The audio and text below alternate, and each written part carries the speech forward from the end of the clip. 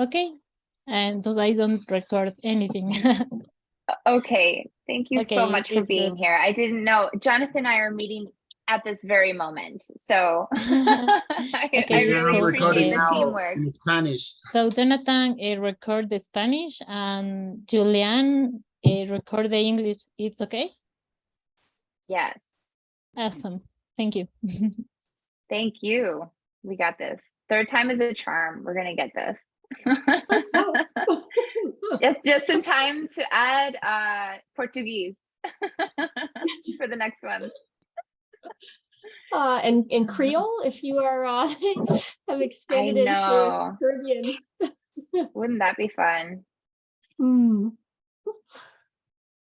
Okay. Okay, so welcome. And Nabila, thumbs up. You have all the chats ready to go. I updated IAI's social media list to include Facebook, Instagram, LinkedIn, and YouTube to our Twitter post the last time. Yeah, I think I see it. I'll put it. Great. Thank you. Okay, so Julianne, you'll be speaking on behalf of JSPG today. That's right. And we get to share the good news about the extended deadline. Oh, I don't think I realized that. I don't think it's reflected in the graphic. Yeah, we should. It was posted. I saw an email this morning, so I think it would make sense to highlight that information. Yeah, Nabila, do you by any chance have the bandwidth to go into Canva and update the graphic there? What's the extended What's the deadline? new deadline? If someone can post on the chat.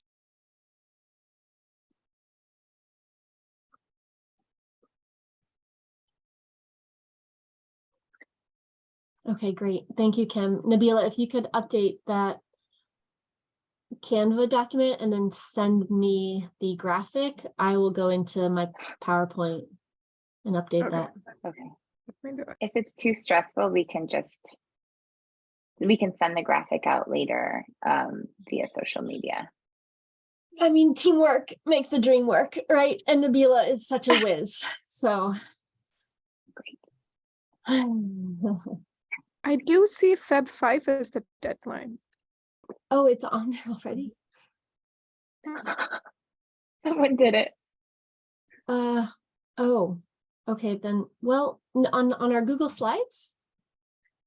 No, it's on Canva. Yeah, can you just download that Canva, send it to me, and I will Okay. update that graphic, the slide really quick.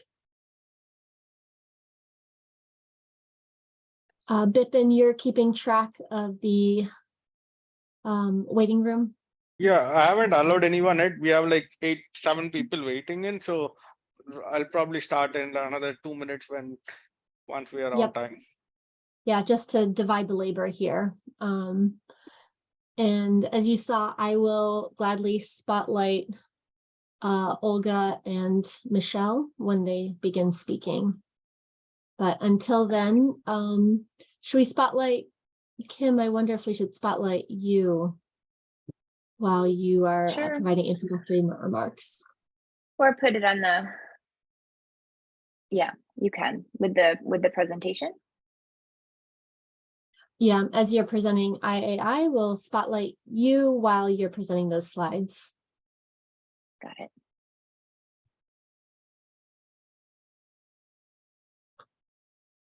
Oh, this is fun. Just keep saying it out loud over and over.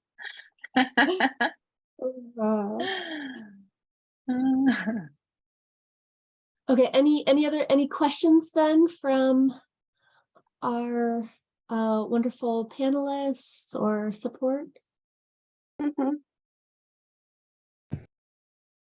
Okay. Put the title there, Thank otherwise you. I forget where I Nabila, am. thank you.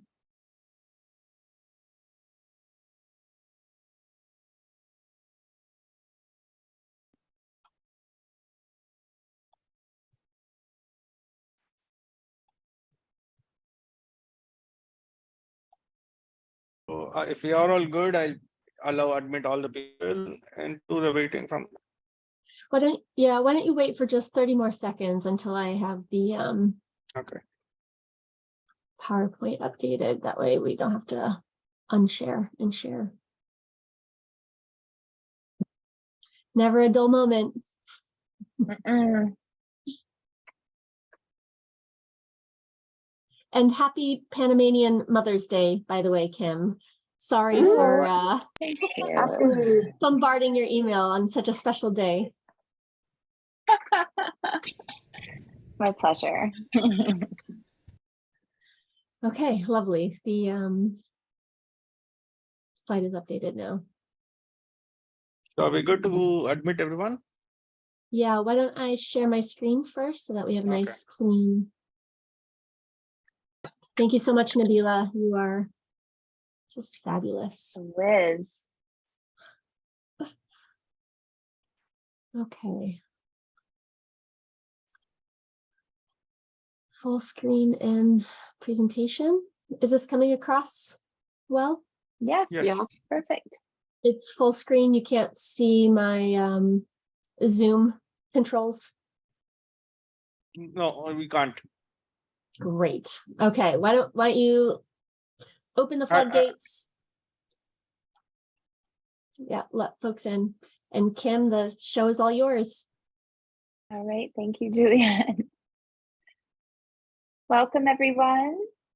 Bienvenidos a todos y todas. Muchas gracias por estar aquí en el día de hoy.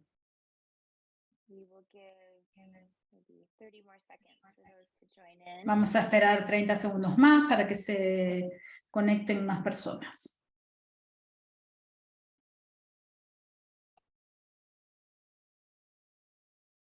Thank you, Nabila.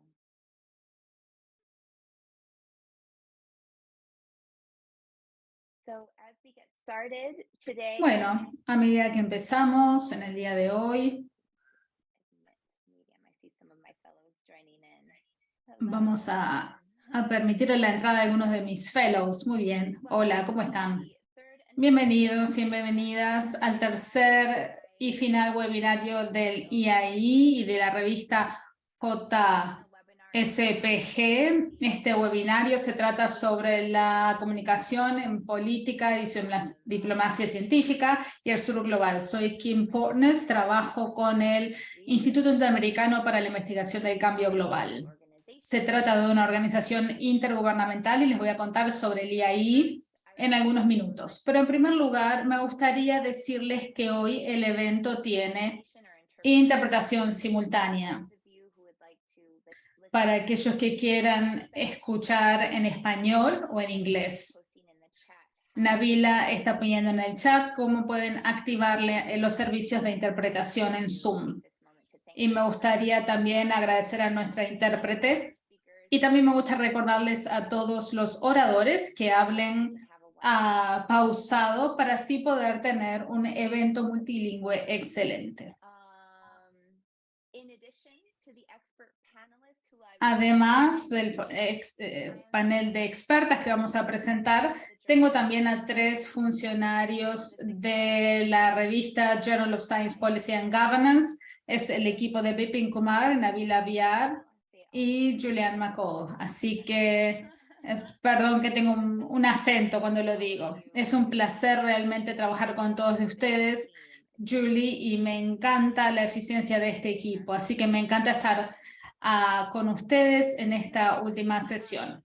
Muy rápidamente, entonces, vamos a presentar al IAI porque quizás tengamos nuevos integrantes o participantes del webinario. ¿Qué es el IAI?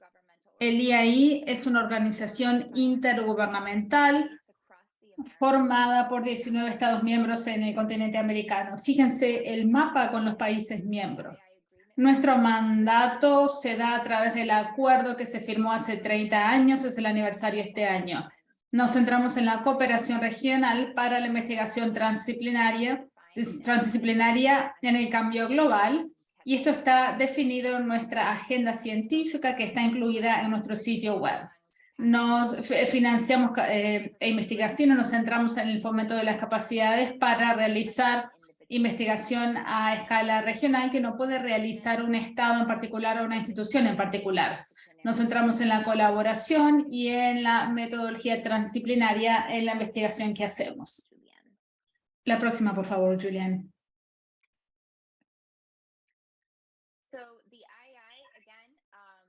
El IAI trabaja para sus Estados miembros y nuestro mandato consiste en apoyar a nuestros Estados miembros, que son por lo general los ministerios del ambiente, secretarías nacionales de la ciencia, universidades, y también apoyamos la toma de decisiones basada en evidencia. Lo hacemos a financiar programas científicos que son transdisciplinarios. También son multiescala, transfronterizos, porque trabajamos con temas del cambio ambiental global.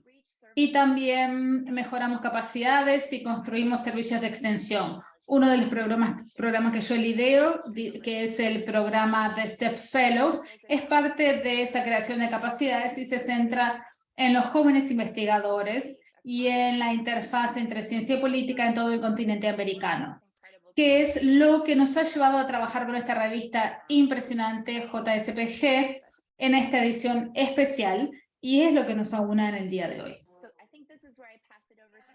Bueno, creo que ahora le doy la palabra a Julián para que hable de la edición especial. Excelente. Sí. Como para la revista JSPG, es importante generar un mayor diálogo y también una base de conocimientos para quienes elaboran las políticas. Por eso una vez nos honra asociarnos con el IAI para esta edición que se llama la ciencia para la política del desarrollo y cambio global para lograr una visión sostenible de las Américas. La fecha límite para la presentación de artículos se amplió, era el 22 de enero, pero ahora es el 5 de febrero. Así que para ustedes, los que no conocen la revista JSPG, ya trabajamos hace 10 años, somos una revista sin fines de lucro, la hacen funcionar voluntarios, también trabajamos con artículos de investigación, con revisión por pares. Y somos un vehículo para los estudiantes y los jóvenes investigadores para que puedan publicar artículos relacionados con la ciencia y la tecnología. Y también somos una plataforma independiente para estudiantes y jóvenes investigadores para mejorar sus aptitudes de escritura e investigación, para poder promover la sinergia entre ciencia y política. En la revista hemos publicado muchos tipos de artículos, incluidos los editoriales, evaluación de tecnología, memos de política, análisis de política, white papers, también reseñas, procedimientos de talleres y otros tipos de artículos. Si esto les ayuda, si esto tiene que ver con su área, por supuesto podemos tener en cuenta su solicitud. Reconocemos que es importante tener en cuenta lo que escribimos.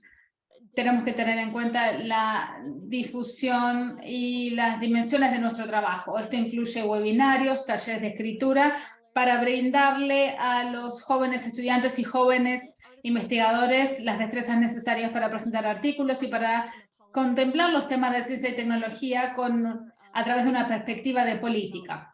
Y también brindamos oportunidades de desarrollo, incluido un programa de certificación, un consejo editorial y también un programa de embajadores. Y se trata de una pasantía para nuestros estudiantes actuales. Finalmente, me gustaría contarles que una vez que se publican los artículos, también brindamos una oportunidad para que los autores puedan presentar sus artículos a nuestros socios para así contribuir a las conferencias sobre los paneles. Y también relanzamos un podcast para la revista y también para nuestras actividades de redes sociales. Bueno, este es el tercer y final evento de una serie en conjunto con el IAI. Estos videos se van a publicar en YouTube muy pronto, en inglés y en español. Y realmente es un honor seguir brindando el apoyo y los servicios a las personas que están mirando esto el 12 de diciembre, en el momento de la emisión, y a los que lo verán en el futuro, porque estamos seguros de que esto los va a ayudar y los va a empoderar a poder plantear sus ideas en el mundo. Muchas gracias por esta oportunidad para presentar a la revista JSPG, y Kim, te vuelvo a dar la palabra. Muchas gracias, Julián, y a todos y todas los que están aquí por contemplar la idea de presentar un artículo para la edición especial. Creo que hemos podido hacer muy buenos webinarios y hoy no es la excepción. Así que me gustaría contarles qué es lo que vamos a estar haciendo en los próximos 50 minutos. Voy a presentar a nuestras maravillosas panelistas y luego cada una va a dar unas breves palabras de inicio. Luego vamos a tener un debate moderado, tenemos excelentes preguntas para ellas. Y luego vamos a tener tiempo para tomar preguntas de la audiencia. Sin más, entonces, me gustaría comenzar al presentar a la doctora Olga Barbosa, que es una ecologista, profesora en la Universidad Austral de Chile, y es investigadora en el Instituto de Ecología y Biodiversidad.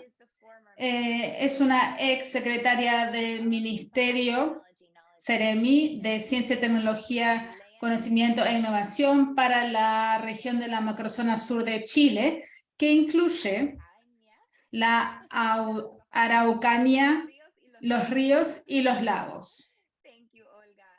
Muchas gracias, Olga, por estar aquí.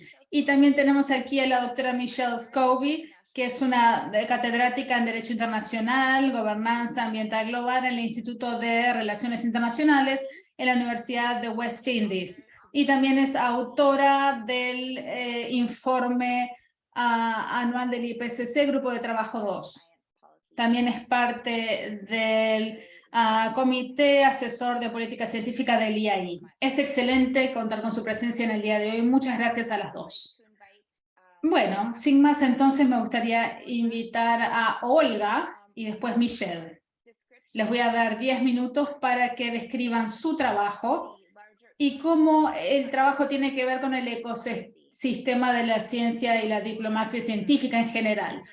También creo que sus antecedentes y su experiencia, cómo ha formado esto su perspectiva. Olga. Buenas tardes. Quiero agradecer la invitación. Tengo que hablar en español, ¿cierto, Kim? Me encantaría. Sí, muchas gracias. Bueno, quiero agradecerles la invitación. Creo que estos encuentros son muy importantes.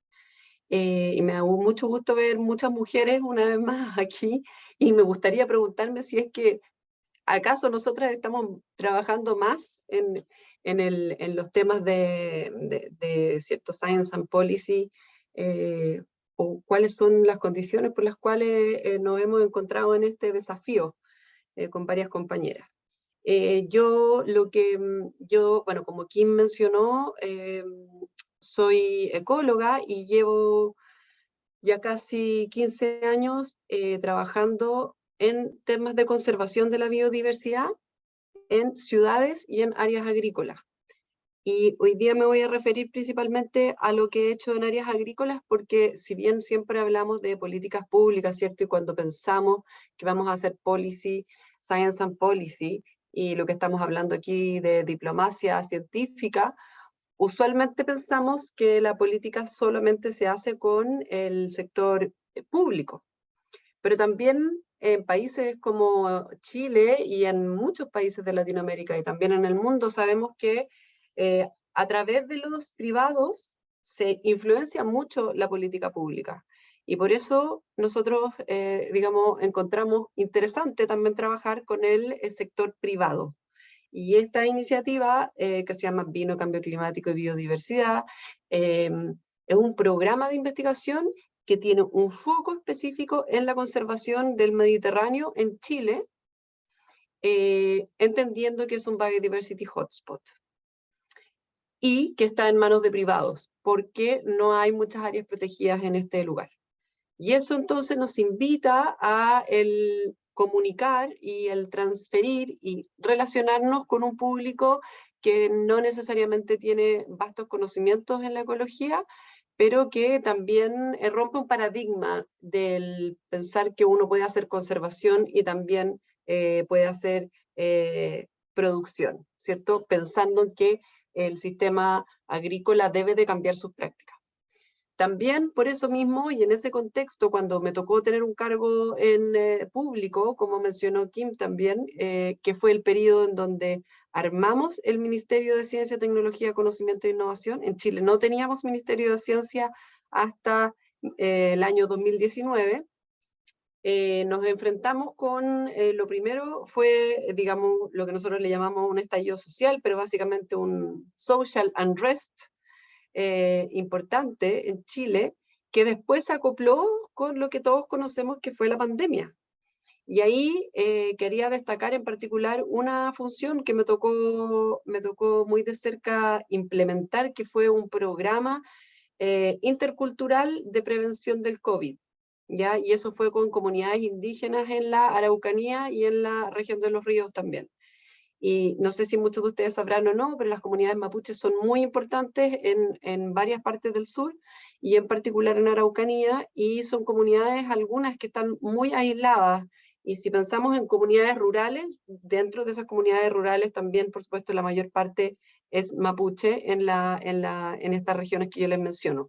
Y el desafío entonces está de vuelta en cómo comunicamos, ¿cierto? Cómo tenemos una comunicación de riesgo hacia comunidades que no tienen acceso a poder entender qué es lo que es un PCR, ¿cierto? Que era el examen que estábamos todos hablando de manera que un examen que tiene que ver con biología molecular, que es algo que no todas las personas estaban acostumbradas a escuchar, hoy en día todos lo conocen, pero ¿cómo llegas a una comunidad rural que además tiene un exceso de información en los canales de televisión, información que no es basada en evidencia, precisamente, y también por otro lado que tiene una cultura diferente a la que en el fondo nosotros usualmente tenemos más occidental, por decirlo así.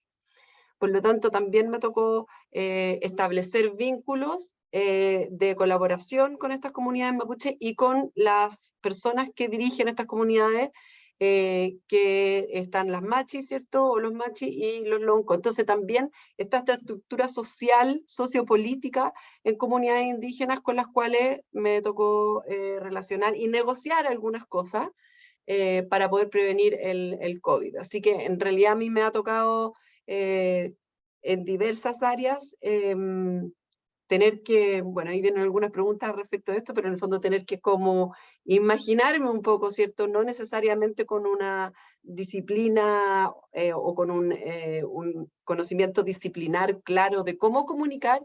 He tenido que desarrollar algunos skills y pedir ayuda para desarrollarlo y poder tener una comunicación más efectiva. Así que creo que el tema que vamos a conversar hoy día es muy importante por eso. Gracias, Olga. Y por eso te hemos invitado hoy, por esta gran experiencia y que has tocado trabajar con comunidades que también son soberanas dentro de Chile, ¿no? Entonces, eso también es parte de la diplomacia científica que se hace dentro de un solo país, no es solamente relaciones extranjeras. Michelle, por favor. Hello, thank you very much. Thank you. Muchas gracias. Muchas gracias al IAI y a la revista JSPG por invitarme a participar en este evento que es maravilloso, y muchas gracias por todo el programa. Veo a muchas personas en la reunión y creo que esto prueba el excelente trabajo que han estado haciendo, así que felicitaciones. Así que sí, les puedo contar un poco sobre mí y la intersección de lo que yo hago. La mayor parte de mi vida he sido académica y realmente primero me formé en Derecho. Hice un doctorado en Relaciones Internacionales y trabajé en puestos importantes en el gobierno de mi país, en el Ministerio de Finanzas, como analista de políticas. Y trabajé con el Fondo de Patrimonio de Estabilización, lo cual me permitió comprender las prioridades e inquietudes de los gobiernos del gobierno con respecto a la elaboración de políticas. Y luego pasé a trabajar a tiempo completo en la academia y desde ese momento trabajo allí. Pero creo que no se puede separar la academia de las relaciones internacionales, que son mi departamento, de la diplomacia y la política internacional. Porque muchos de los temas que son parte de mi investigación son, de hecho, aquellos que informan a quienes elaboran las políticas o que deberían hacerlo. Por eso voy a hablar sobre el contenido y el proceso. El contenido son las áreas que me han interesado y que tienen una dimensión de política y que incluyen mi área de interés. A mí siempre me han interesado los pequeños estados y su perspectiva en la gobernanza ambiental internacional. Y por eso hace poco publiqué un libro sobre la gobernanza ambiental mundial y los pequeños estados, que se centra en muchos de los temas principales en los que las inquietudes de los pequeños estados se cruzan con diversas dinámicas como temas de comercio, cambio climático, biodiversidad, patrimonio natural y cultural, turismo, gobernanza de la energía. Y muchos de estos temas están relacionados con las relaciones internacionales y la política mundial. Y para mí son temas importantes que tienen que ver con el tamaño y la falta de poder, la equidad y la justicia. Y por supuesto, estos no son temas solamente académicos, porque sé que todos han estado siguiendo las inquietudes más recientes sobre el cambio climático. Pero muchos de estos temas están relacionados con la indefensión, la justicia y la equidad. Por ejemplo, los fondos para el clima son un gran ejemplo de esta intersección. Y creo que esto es importante para los académicos de los países en desarrollo. Tienen que informar de la elaboración de políticas y ayudar también a informar los debates políticos en los temas relacionados con los fondos para el clima. Y creo que también podemos decir que el trabajo de los académicos en relación con los temas de pérdidas, daños y fondos para el clima han aportado a perpetuar el tema de la pérdida y de los daños en la agenda internacional, el IPCC, y finalmente por primera vez el acuerdo para crear un fondo. Pero diría que no es el único tema el de las pérdidas y daños, sino también porque hemos madurado y ahora entendemos mejor la justicia climática. Y esto también ha sido mejorado por el trabajo de los académicos. Por eso hay un vínculo entre el trabajo académico y los aportes a la política internacional. Y creo que ahora este vínculo queda muy claro. Aún en la forma en que se articula desde la perspectiva de los países en desarrollo es muy diferente de otros estados. Y nuevamente yo enseño la gobernanza ambiental global y tiene que ver con el tema de cambio climático, por ejemplo. Pero es difícil cómo lo enseño aquí y cómo se enseña en Alemania. Y de hecho a veces los colegas de otras partes del mundo quieren que nosotros quizás lo visitemos o demos una clase online para hablar sobre nuestra perspectiva. ¿Por qué? Porque nuestras perspectivas son muy diferentes. Nuestra visión sobre el cambio climático incluye el análisis de la historia y de la historia de las injusticias del sistema comercial y también los emisores históricos, aquellos que son más vulnerables a los efectos del cambio climático. Y todo esto se basa en la investigación, en años de análisis de la perspectiva de los pequeños estados. Pero no quiero limitar este debate solamente al cambio climático. También las negociaciones que se están realizando en el tema de las áreas de biodiversidad, más allá de las áreas nacionales de jurisdicción. Ese es un ejemplo excelente de la intersección entre la ciencia y la política. Y aquí me encantaría incluir no solamente las ciencias puras, sino también las ciencias sociales. Y también entender el proceso de la gobernanza y el proceso de qué temas se plantean estos temas que tienen que ver con la transferencia y el intercambio de tecnología, que aparecen muchísimo en las charlas de biodiversidad, jurisdicción nacional y también en el intercambio de beneficios. Y también impulsan una comprensión más holística de todos estos temas que incluyen las perspectivas de estados en desarrollo y otros pequeños estados. Está el tema del clima, la salud y otros que son importantes también para los estados en desarrollo. Son también temas que constituyen dudas en el mundo de la elaboración de políticas públicas a nivel mundial. Pero también, y en esto insisto muchísimo, es importante entender la política a escala. O sea, tenemos que ser coherentes desde el punto de vista de la política, y uno de los desafíos es comprender cómo las políticas mundiales podrían ser en sí mismas, ya sea que hablemos de derechos humanos, clima, fondos, protección de diversidad, cómo todo esto tiene que ver con la escala local. Por eso es importante contar con científicos y cientistas sociales también para que brinden datos a nivel local.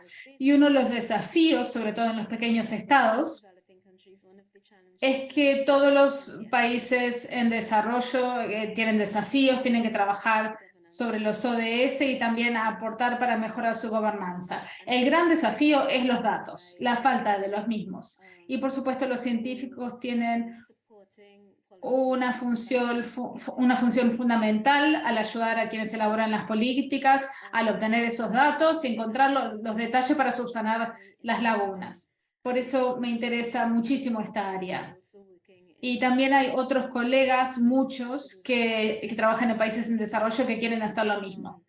Así que nuevamente no es una teoría.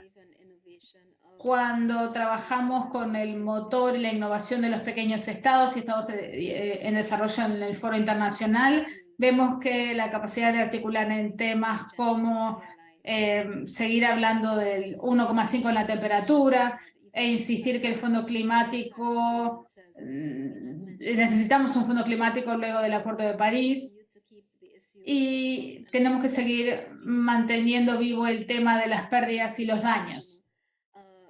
O sea, por el punto tal que tenemos que crear un fondo. Sugería también la importancia de conceptos como el patrimonio común de los humanos, que probablemente al inicio de las negociaciones sobre la biodiversidad en áreas más allá de la jurisdicción nacional, no había tanto interés en hablar sobre esos temas, pero encontramos que los países en desarrollo sí tienen científicos que quieren hablar de estos temas en la agenda internacional. Por eso creo que el nexo entre la ciencia y la política y la diplomacia son fuertes y están vivos. Y nuevamente no estoy hablando solamente de los diplomáticos y representantes de los estados, pero también otras formas de diplomacia que creo que han aportado a un entendimiento global de la importancia de muchos de estos procesos. Nuevamente, creo que la función de los científicos a la hora de elaborar y comprender muchos de estos temas es fundamental. Muchas gracias. Muchas gracias, Michelle. Felicitaciones por tu libro. No sabía, me encanta, es realmente un verdadero logro. Y muchas gracias por llevarnos a tierra y hablar de lo que nos está pasando en la actualidad, sobre todo desde la perspectiva de los pequeños estados insulares y los estados en desarrollo. La función que has cumplido en la última COP27 es muy importante. Y como dijiste, todos los académicos tenemos una función fundamental. Y parecería ser que no estamos haciendo nada, pero creo que tus palabras nos recuerdan que sí, este trabajo lento de los académicos a la hora de transmitir los mensajes a quienes toman las decisiones ha comenzado a marcar la diferencia. Y por eso nos encanta que estés aquí para que hables con incipientes académicos del continente. Entonces, la transición, para cambiar de tema, pero que tiene que ver con lo que dijiste, Michelle, y con lo que dijo Olga en su presentación sobre algunas de las destrezas que ella tuvo que aprender para poder aportar a estas negociaciones. Voy a hacer la primera pregunta. Olga, ¿qué métodos utilizas para aprender sobre una diversa variedad de actores para poder ajustar tu mensaje de forma adecuada o tus mensajes? Bueno, yo voy a ser bien, no, seguro que no voy a tener los métodos que tiene Michelle, así que antes de mencionarlo quiero decir que lo bueno de lo que ustedes van a escuchar es que significa que todos podemos hacerlo. Yo diría que me hubiese gustado saber métodos cuando partí trabajando en este tema. O sea, me hubiese gustado mucho haber tenido la oportunidad de estudiar cuáles son los skills que uno debiese de tener para la comunicación de la ciencia. Y yo soy bióloga y después hice un doctorado en ecología y luego hice 2 postdoctorados, trabajé durante 2 periodos importantes también, y en ninguno de los lugares tuve como un entrenamiento de los temas de comunicación. Y por eso que creo que desde un principio fue bastante intuitivo y que tiene que ver con un proceso que es dinámico, muy dinámico, que todo el tiempo va cambiando y que es bidireccional. Creo que lo que a mí me sirvió fue darme cuenta rápidamente de que no estábamos hablando en comunicación de este modelo de déficit, que en ciencias naturales y en ciencias STEM en general estamos como tan acostumbrados a pensar que no se toman buenas decisiones porque la información no está y somos nosotras, ¿cierto?, quienes tendríamos la verdad absoluta y por tanto esa información que la gente necesita para tomar buenas decisiones. Y eso hoy en día sabemos que no es así, ¿ya? Y creo que el entender que uno va ajustando es como un baile entre 2 personas, uno va ajustando el vocabulario según la necesidad y de alguna forma siempre siento yo que tiene que haber como un conocimiento del otro, escuchar más que hablar para poder saber en qué piso estamos. Lo que me ha pasado a mí es que muchas veces no hemos llegado a acuerdo, porque hay veces que los puntos de vista son muy diferentes y el objetivo final es diferente. Y yo creo que haciendo un statement de cuál es el objetivo, ¿cierto?, las intenciones, es súper importante. Luego aprendí con otras colegas que trabajaban en comunicación científica y después una en particular que hizo su tesis en mi laboratorio. Aprendí, por ejemplo, a usar dinámicas de presentación y otro tipo de metodologías que te permite armar o, por ejemplo, determinar cuáles son los problemas comunes, que eso también me parece que es muy importante, ¿cierto? Cuando uno tiene que llegar a una negociación, plantear y hacer un trabajo previo para ver tenemos un problema común, pero todos lo vamos a estar mirando desde un punto de vista diferente. Yo, por ejemplo, usualmente estoy preocupada de la conservación de la biodiversidad, pero negocio con personas que su negocio no es la conservación de la biodiversidad, todo lo contrario. Entonces, es importante ver cómo me afecta a mí la pérdida de biodiversidad y cómo ellos o ellas ven esa pérdida de biodiversidad, si es como un perjuicio o eso podría ser incluso un beneficio para algunas personas. Por lo tanto, creo que, como en resumen, yo no tengo una metodología en particular, me sirvo de las metodologías que la gente me ha ido enseñando y las que puedo ver y evaluar y encontrarlas exitosas. Pero creo que hay un desarrollo de skills, de capacidades, que en mi caso han sido más intuitivas y que he tenido que desarrollar enfrentándome digamos, a los públicos que me he enfrentado. Eso. Por lo tanto, yo pienso que cuando queremos hacerlo, digamos, uno puede adquirir esos skills. Siempre con la ayuda de algún compañero o compañera que te pueda también dar ese input necesario. Thank you, Olga. I think it points towards how important it is to work. Muchas gracias, Olga. Creo que tiene que ver con la importancia de trabajar en un equipo transdisciplinario, que no podemos hacerlo todos solas. Michelle, ¿te gustaría agregar algo a esos comentarios que tienen que ver con los métodos que utilizas para abordar una diversidad de actores y cómo ajustas tu mensaje cuando hablas con los diferentes actores? Muchas gracias. Sí, realmente me identifico con lo que acaba de decir Olga. Creo que realmente depende del público y de qué mensaje uno está intentando transmitir. Y con respecto a los métodos, he aprendido diferentes métodos en este proceso. Acabo de terminar un proyecto que analiza la perspectiva de las comunidades costeras sobre el clima, ambiente y la salud. El cambio climático y la salud, perdón. Y me di cuenta al inicio que cuando hablamos de la política de clima en las comunidades costeras, tenemos que abordar el tema desde qué es lo que le importa a las comunidades y cómo ven los temas. Por eso, al inicio, en lugar de hablar de clima y salud, hablamos del tiempo y los cambios de tiempo. Y también lo que podían identificar con más facilidad. Porque en algunas conversaciones iniciales, algunas personas no estaban tan preocupadas sobre el clima y la salud, sino que les preocupaba el tema de sus medios de vida, etc. Por eso creo que el contexto es importante. Y por supuesto, desde mi perspectiva, es importante no utilizar solamente marcos del norte cuando tenemos conversaciones con las personas del sur global.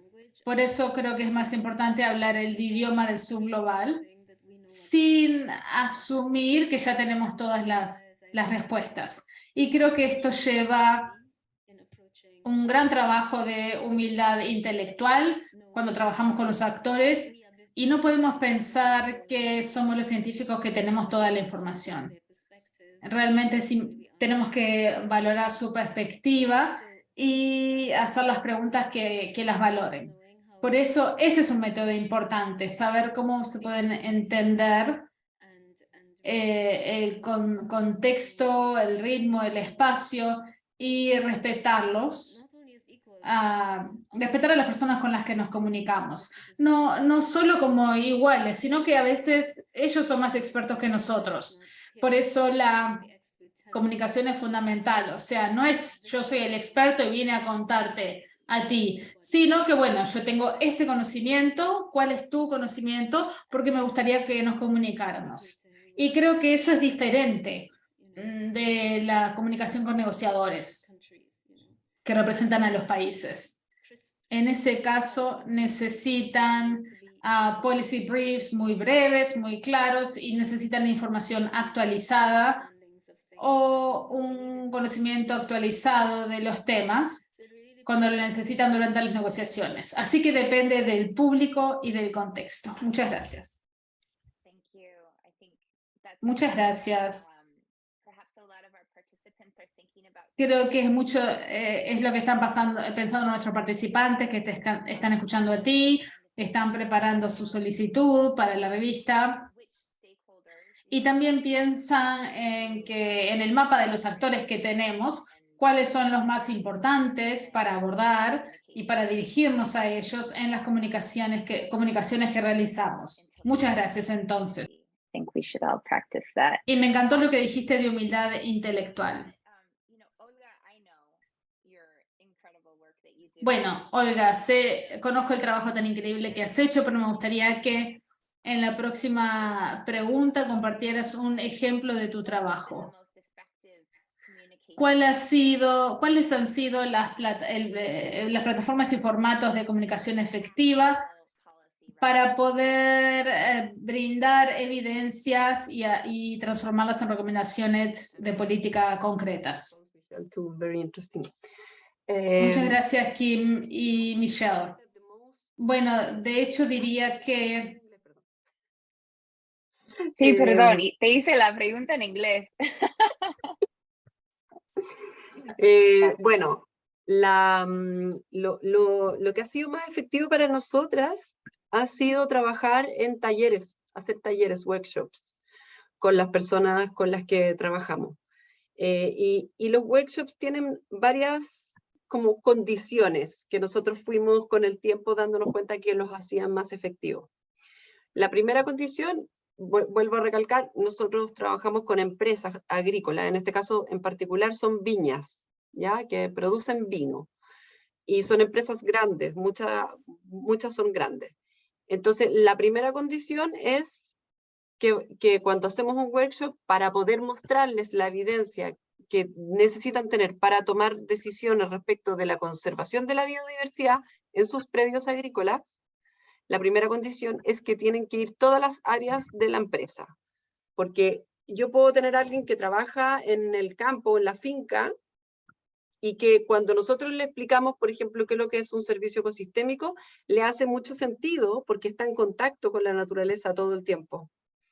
Pero quienes toman las decisiones en una empresa como esa, por ejemplo, en la viticultura, puede ser, por ejemplo, la gente que trabaja en enología, que son quienes hacen el vino a partir de la fruta que se produce en esta finca.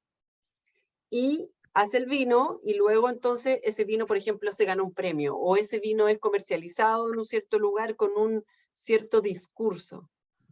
Por lo tanto, cuando la empresa, por ejemplo, decide producir más desde el área financiera, va a hablar primero con el área de la enología y luego el área de enología le va a pedir a la otra área agrícola que en el fondo aumente la producción. Entonces es un eslabón. Y entonces para nosotros es muy importante que cuando nosotros hacemos los talleres en donde trabajamos para inducir estos temas y inducir cuáles son las prácticas que dicen tener, necesitamos que esté la gente que entiende muy bien, por ejemplo, que son las de la finca, pero que también estén quienes toman decisiones financieras. Porque si no, este canal, como eslabones, ¿cierto? Con el propósito hasta el objetivo final, se rompe en la mitad. Y también porque existe, ¿cierto? Como una jerarquización en las empresas en donde la gente que usualmente tiene los trabajos que son o sea, que son peor pagados, por decirlo así, ¿cierto? Los sueldos que son más bajos, son personas que saben mucho de biodiversidad y por lo tanto en una jerarquía muy estructurada, y hemos escrito, tenemos un paper interesante sobre esto, sobre cómo se rompen las jerarquías para poder, ¿cierto? En el ambiente privado, para poder introducir temas tan diferentes como la conservación de la biodiversidad. Nosotros lo que hacemos es que se inviertan los roles de quién es el que sabe más o menos en un workshop. Entonces, porque un gerente, un CEO, ¿cierto? Puede saber mucho sobre cambio climático, por ejemplo, ¿cierto? Y saber que existe las COP, etcétera. Y cuáles, por ejemplo, podrían ser los perjuicios financieros. Pero las personas que trabajan en el campo saben mucho de biodiversidad nativa y de cuál es la cultura asociada, ¿cierto? El relato, la historia a esa biodiversidad que se va extinguiendo, al mismo tiempo que se extingue también la experiencia y la cultura de digamos, de ese territorio. Entonces, para nosotros es muy importante que trabajen juntos también. Hay otra técnica que usamos que se llama la ecología en el patio de la escuela, que se desarrolló para poder enseñar ecología, como dice el nombre, en el patio de la escuela, sin tener que necesitar microscopios o grandes, digamos, herramientas sofisticadas, en el pensamiento de que todos podemos en el fondo ser científicos, ¿cierto? Como en un ejercicio, y que la ecología se puede entender con las cosas más simples alrededor. Entonces, por ejemplo, hay experiencias que tienen que ver con trabajos con una piedra y un clavo para poder ver cuántas veces tú tienes que golpear ese clavo para entender qué tan compactado está el suelo, qué tan duro está el suelo, y eso tiene que ver con los microorganismos que hay adentro, la capacidad de contener agua de esos suelos, etcétera, por decir uno de los ejercicios. Nosotros ahí en la página web que Karina puso hace un ratito también les podemos guiar para encontrar estas metodologías. Entonces hacemos que las personas de alguna forma sean científicos por un pequeño momento, y es un juego que parece ser como un poco juego de niños, pero es una experiencia súper enriquecedora que la gente se entrega lo hace, y ahí a través de eso nosotros entregamos cuáles son los fundamentos científicos de las prácticas que las personas nosotros les vamos a pedir que sigan para la conservación de la biodiversidad en ese predio. Y también ahí, como puso Karina, también tenemos la posibilidad de entender cuál es el efecto de eso sobre, o sea, digamos, cuál es el efecto de estos workshops en el cambio de actitudes frente a la conservación. Y eso lo pudimos estudiar durante 3 años, que fue una tesis doctoral de una colega que hoy en día trabaja con nosotros todavía, y que también ahí les invito a que vayan a ver los resultados, pero básicamente el impacto, por ejemplo, en el knowledge, en el conocimiento que las personas generan, o sea, perdón, ganan, es muy alto. Pero hay otros factores importantes para el cambio de actitud que no necesariamente cambian de manera significativa. Entonces están, ¿cierto?, estas experiencias buenas y otras que todavía no hemos logrado, por decirlo ahí, todavía tenemos el challenge. Pero sí, nos servimos de varias, de ese tipo de metodologías, pero siempre como la relación humana para nosotros es algo que es muy, muy, muy importante. Y que creemos que eso ha sido parte también del éxito del programa. La sinceridad, ¿cierto? La sinceridad, la horizontalidad, el hacer un disclosure, ¿cierto?, claro sobre la incertidumbre asociada a los experimentos científicos y los resultados. Entonces, por eso el factor humano es importante. That's fascinating. Thank you, Olga. I think it's really important and unique to have that perspective. Fascinante, Olga. Creo que es muy importante tener esa perspectiva sobre cómo se trabaja con el sector privado y también hacer esa inversión de las jerarquías. Creo que realmente es difícil y también me recuerda lo que mencionó Michelle sobre no asumir la perspectiva, que la perspectiva del norte global va a funcionar en el sur global. De hecho, es como dar vuelta el debate e incluir diferentes tipos de voces en el debate. Así que, Michelle, me gustaría que aportaras en este sentido, pero también como estamos llegando al final de la hora, me gustaría que nos contaras un ejemplo de tu trabajo y luego también si pudieras contextualizarlo con que estamos llegando al fin de 2022 y qué es lo que te da esperanzas para el 2023 en el panorama de la política de la ciencia en Trinidad y Tobago, en el Caribe, con respecto al trabajo que estás haciendo tú. Thank you very much. You know, many of the things that Olga has said, many of those things. Muchas gracias. Muchos de los temas que me identifico con muchos de los temas que mencionó Olga. ¿Por qué? Por el contexto.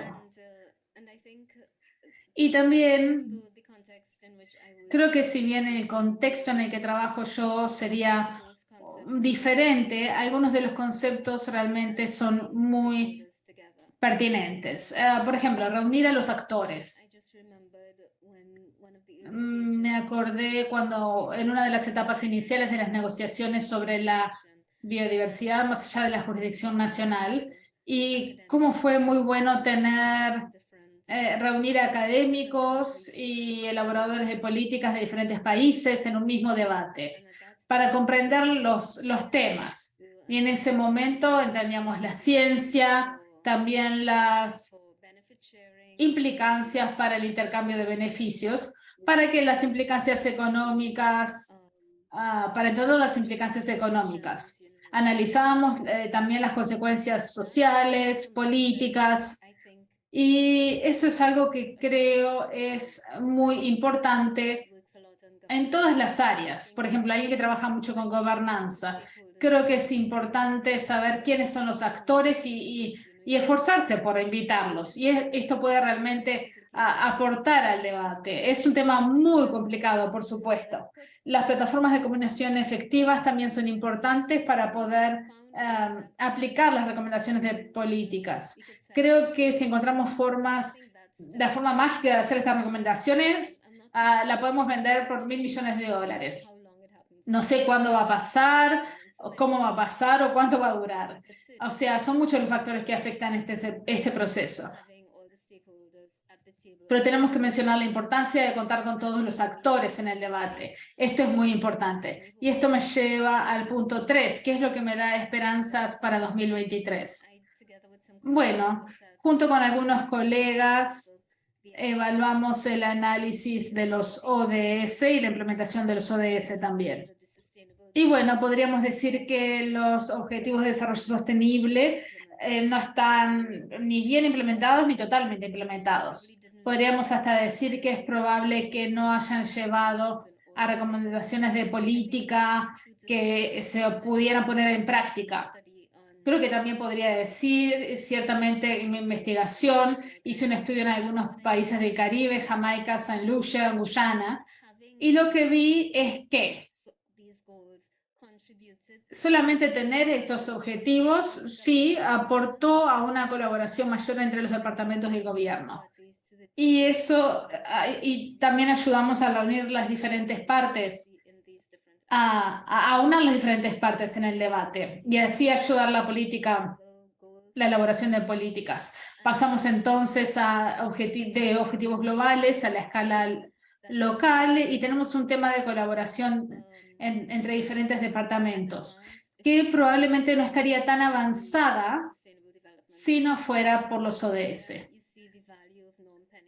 Vemos aquí el valor de la no penetración, el valor de las normas de participación y colaboración y de los procesos democráticos a la hora de contribuir para tener mejores políticas y más políticas que se puedan poner en práctica. Y eso me da muchas esperanzas para el futuro. Muchas gracias. So glad, Michelle, that actionable policy recommendations are part of the horizon for 2023. Me encanta, Michelle, que estas políticas que se puedan poner en práctica sean parte de tus esperanzas para el 2023 y no solamente una pregunta capciosa. Olga, ¿podrías compartir con nosotros tus esperanzas para el 2023 en el panorama de la política científica en Chile? A mí me impresiona muchísimo la diversidad de contextos que tenemos entre las dos. Es impresionante. Creo que voy a hablar en español. El trabajo, Kim, que EIE está haciendo, ¿cierto?, en estos webinars, junto con el journal, porque siento que se está llegando a un punto donde quienes están intentando hacer este science policy, ¿cierto?, diplomacy, o en el fondo intentando generar o colaborar con el desarrollo de políticas públicas, siento que se están como alineando digamos, las personas de diferentes áreas. Y para ser más concreta, en Chile, explicarle a todos que en Chile, como mencioné, el ministerio es muy nuevo y ya está teniendo las herramientas necesarias para poder sentarse en la mesa, ¿cierto?, con el presidente. Eso era algo impensable antes. Y siento que cada avance, no sé, por ejemplo, desarrollamos la política la primera política de igualdad de género en CTCI, ¿cierto? Ciencia, Tecnología, Conocimiento e Innovación de Chile, pero que tampoco existe una, digamos, no encontramos otras que existieran en el mundo, como una política pública firmada por el presidente. Eso lo logramos hacer en el periodo que yo estaba trabajando, hasta el 2021. Pero también esa política ha sido todavía, digamos, incluso mejorada en este otro gobierno, en donde vemos que continúa, ¿cierto?, una mejora de una política pública tan importante como esta. Siento también que la interacción con la Biblioteca del Congreso Nacional, que en Chile existe un grupo de especialistas que asesoran al Parlamento. Hay un grupo en particular que trabaja los temas de ciencia y con los que también hemos podido interactuar y que Kim, ¿cierto?, tú a través de ahí también has podido interactuar con ellos. Entonces creo que se están generando estos contactos y que están empezando a tener una forma más concreta y que permite diseminar las metodologías que se conocen y que han sido efectivas o no respecto de del poder transferir la ciencia, digamos, en este two-way, ¿cierto?, esta relación bidireccional en donde nosotros desde la ciencia empezamos a comprender cómo funciona la política y por el otro lado la política, ¿cierto?, o los políticos y políticas empiezan a entender cómo funcionamos en la academia de tal forma de que la información fluya. Y que eso yo creo que principalmente es lo que me pone feliz. Perfecto. I'm so glad to be a part of that hope as well. So we have Me encanta one- ser parte de esa esperanza también. Tenemos una pregunta en el chat y en los últimos minutos me gustaría preguntarle si sigue Jessie, quizás quisieras hacer la pregunta a Olga y Michelle antes de que terminemos. Jessie, ¿estás allí? Sí, estoy aquí. Muchas gracias. O sea, lo que me preguntaba es si tenían alguna sugerencia sobre cómo podemos invitar a los actores, a las comunidades rurales o las comunidades que quizás no tengan tanto tiempo para participar en talleres o quizás haya encuestas o cosas más así. ¿Cómo podemos incentivar ese proceso para que les resulte más fácil participar? Porque quizás estos actores no tengan tanto tiempo ni los medios para participar en la ciencia. Thank you, Jessie. It's an excellent question. Muchas gracias, Jessie. Excelente pregunta. Creo que Olga y Michelle van a tener respuestas muy diferentes. ¿Quién quiere comenzar? My answer is quite quick. I don't know Mi respuesta es muy breve. no sé cuál es la respuesta, porque yo siento que esas comunidades también, no solo son comunidades rurales que les sucede eso, y que es que no nos hemos puesto de acuerdo cómo interactuar de manera colectiva con las comunidades. Entonces, ese ese tiempo que finalmente no tienen, tiene que ver con un tiempo que se agota porque la gente va en paralelo a entrevistarlo o a pedirles que participen en el estudio A, B, C. Entre medio ocurre también de que puede que nunca hayan visto los resultados, entonces se empieza a desincentivar la participación. Entonces siento que somos nosotros quienes intentamos trabajar con las comunidades, que debiésemos como comprender este trabajo de manera más colectiva para no saturar a la gente, entendiendo que tienen poco tiempo. Y por eso pienso que no es algo que le suceda en particular a las comunidades, sino que también, digamos, a las comunidades indígenas o rurales. No, a nosotros también como comunidad universitaria también nos pasa cuando empiezan uno a participar en consultas públicas y de repente es como súper así como ya no puedo una consulta más. Así que creo que debiese ser un tema a conversar, súper importante, así que agradezco la pregunta. Creo que es algo que debiésemos es un tema sin duda importante. Claro. Michelle, do you have anything to add there? Thank you, Olga. Michelle, ¿te gustaría agregar algo? Muchas gracias, Olga. Creo que cuando hablamos del trabajo con las comunidades locales o las comunidades con menos recursos, tenemos que ver la propuesta de valor. Les estamos pidiendo información, pero tenemos que ofrecerles algo. Podemos trabajar con ellos en alguno de sus proyectos como una forma de brindar respaldo y darles los recursos necesarios para ayudarlos con su trabajo y para que ellos nos ayuden con nuestro trabajo, con el contenido de información que necesitamos. Y esto se aplica a las comunidades rurales que no tienen tiempo y también para los elaboradores de política a nivel nacional e internacional que no tienen tiempo. Sí, todos necesitamos más tiempo o tenemos que ir un poco más lento y tener contactos más significativos. Bueno, me gustaría agradecer a todos ustedes por tomarse el tiempo de estar aquí con nosotros y de compartir su experiencia única. Realmente estoy muy agradecida de que pudimos aunar las voces del Caribe, de Chile, del Sur Global, para hablar sobre este tema, que creo que es muy importante, tener este tipo de diversidad de puntos de vista.